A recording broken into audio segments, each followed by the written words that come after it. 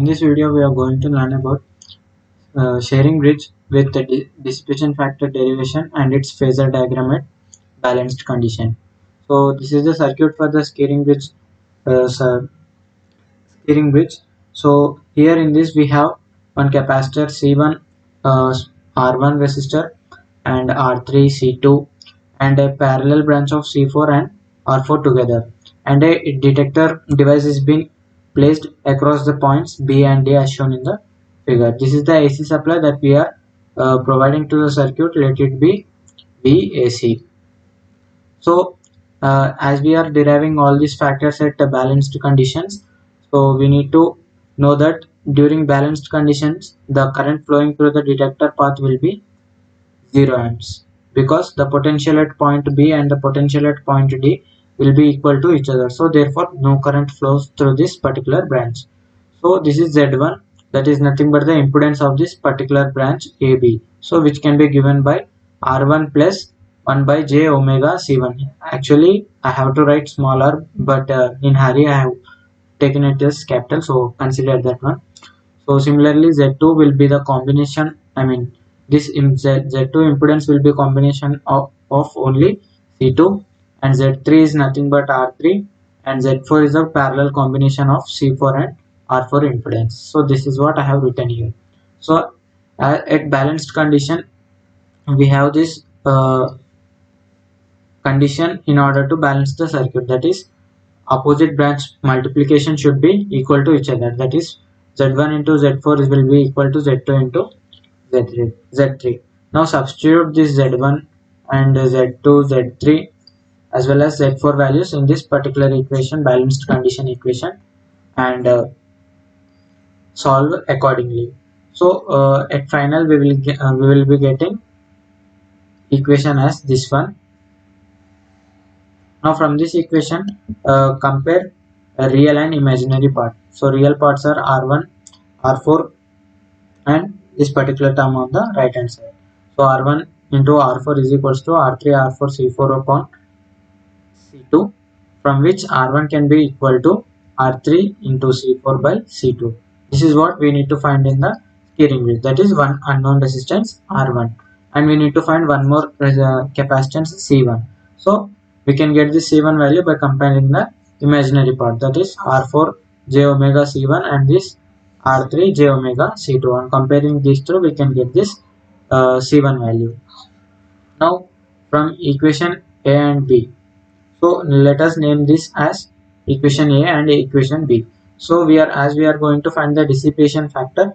Dissipation factor is nothing but it is defined as the inverse of quality factor, and again quality factor is given by Q, and that will be equals to 1 upon omega C1 R1.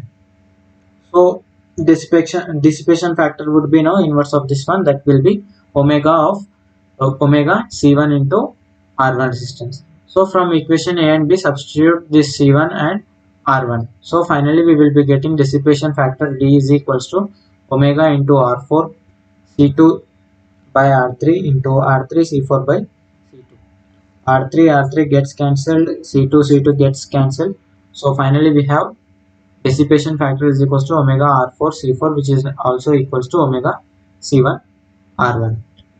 Now coming to the phasor diagram of this circuit. In any subject, in order to draw the phasor diagram we need to know what are the corresponding equations that are required. So from the circuit shown above, hope you have drawn in your notebook, E1 can be written as I1 R1 plus I1 into 1 by j omega C1, and E2 would be equal to this one, E3, and this is E4, and E2 is nothing but phasor sum of IC plus IR. For better clarification, I4,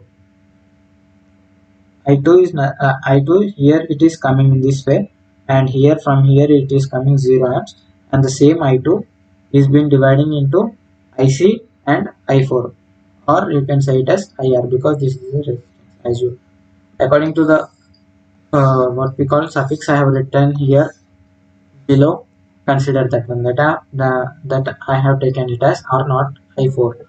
So these are the equations that are required, and again at balanced condition E1 is equals to E2 and E3 equals to E4. From the circuit I can say that VAC is equals to phasor sum of E1 plus E3, because in parallel the voltage would be same, that is VAC would be equal to E2 plus E4, or VAC will be equals to E1 and E3, E1 plus E3, and E1 will be equal to E2 and E3 will be equal to E4. Then only the potential at this particular points will be equal to each other. So now we have obtained necessary equations that are required to understand the phasor diagram. So I will take my reference as I1, which is the current phasor. So if I take this as a reference, now I1 R1 would be in same phase with this I1. So I have drawn this I1 R1 phasor here, which is less than I1 value, plus I1 into 1 by j omega c. If this is suppose if this is an voltage phasor, then this particular j omega c1 phasor would be in the upward direction. As this is a current, now we need to take it as a downward direction, because it will lag the current by 90 degrees. So this is 90 degrees lag, and from there I have taken I1 omega c1. Again, no need to write j here, because j is nothing but the angle itself in the phasors.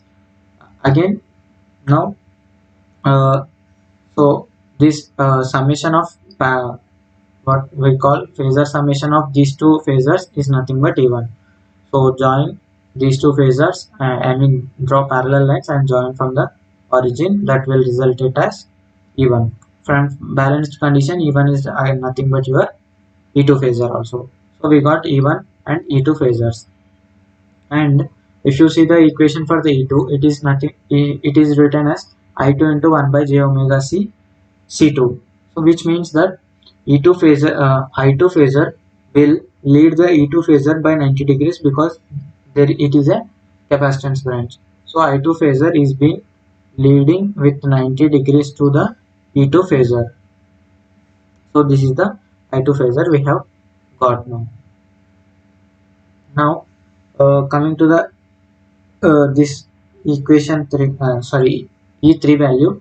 E3 is again in relation with I1 and a constant value R3. So therefore I can say that I1 and E3 are in the same phase, as it is a resistance path.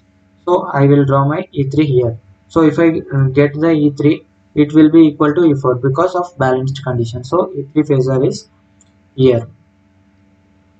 Now again E4 is also equals to IC into 1 by j omega c 4, which means that IC will lead the E4 by 90 degrees, as it is a capacitance branch. If this is my E4, it will lead in this way in 90 degrees. So that is IC phasor, which I have drawn here.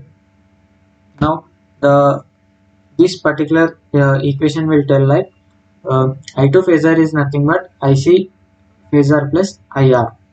So IC we have got here, and I2 we have drawn earlier. So join these two and drag it down. Wherever the point touches, that point we can indicate it as IR.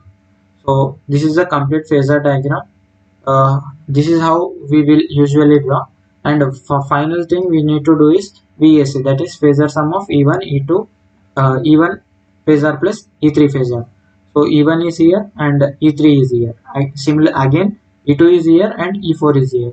So join this parallel extend this imaginary lines, and those imaginary lines will meet at this particular point, which is nothing but your VAC. Drag it from the center of the phasor diagram, it will give you your final VAC value. So this is the phasor diagram of steering bridge circuit. So thank you for watching this video, guys. If you are not subscribed to my channel yet, please hit that subscribe button. This is Kalyan, and I hope to see you in my next video. Take care, guys.